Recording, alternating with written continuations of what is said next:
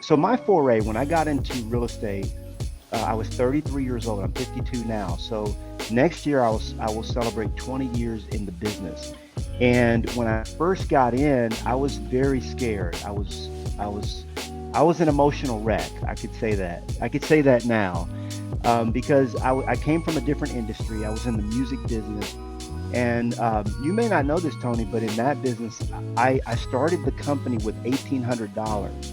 Okay, and it Wow. was what I wanted to do as a child. When I was 13 years old, I knew nobody could tell me any different. I'm going to become a rapper. That's all I was going to do. And so when I was 23, I started actually doing Christian rap, started my record label, started the magazine. I got $1,800 that I borrowed. I didn't even borrow the money. I just asked people for money. Like, could you help me start my company? Yeah, yeah. $20 here, 50 there, 100 there. I raised 1,800 bucks. And within 5, 6 years, I was making $150,000 a month in that Wow. business. It was Wow. doing really well, distributed by EMI Capital. We had 18 artists, 14 employees. I had a 10-acre property in Round Rock, Texas, with a big house, office building, studio, and we lost it all, man. When and this is what we're seeing now. See, every market shifts.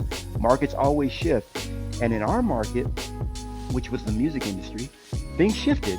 Everything went digital. And Tony, I did not know how to shift with the market. Okay. If I knew how to shift with the market, I'd probably still be in that industry. But God had different plans.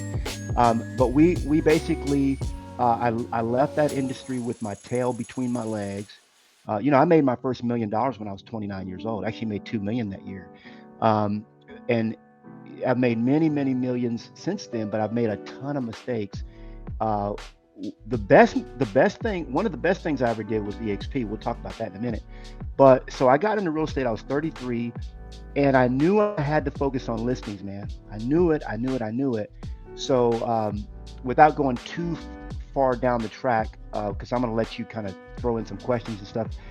I took 21 listings during my first 74 days in the business, and I went on to take over 1,000 listings my first 10 years in real estate. And I know enough to know this: listings is your focus. That's what you want to focus on. If you're in the real estate game, you want to stay in this game. You don't want to have to leave the industry with your tail between your legs.